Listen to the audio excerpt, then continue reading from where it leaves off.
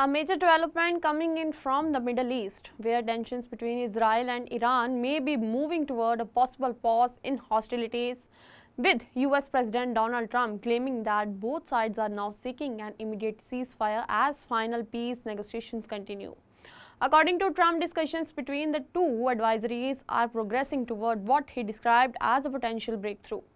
In a post on Truth Social, he said that both Israel and Iran are actively exploring an immediate cessation of hostilities, while also indicating that final negotiations for a broader peace agreement are underway. However, Trump also cautioned that the process remains fragile, stating that the talks could still be derailed by what he referred as ignorance or stupidity. His remarks highlights both optimisms and uncertainty surrounding the diplomatic efforts currently underway. The statements comes at a time when the region has witnessed a sharp escalation in violence. Over the past several days, Israel and Iran have exchanged a series of missile strikes and counterstrikes, marking one of the most intense phases of confrontation between the two nations in recent times. Reports suggest that Iranian missile attacks targeted Israeli territories in response to earlier Israeli strikes on Iranian-linked positions, including sites in the wider region. In retaliation, Israel has carried out strikes on military infrastructure inside Iran. The cycle of escalation has raised global concerns over the possibility of a wider regional war. Against this backdrop, Trump's claims of a possible ceasefire has sparked global attention, especially as diplomatic channels appears to be intensifying behind the scenes.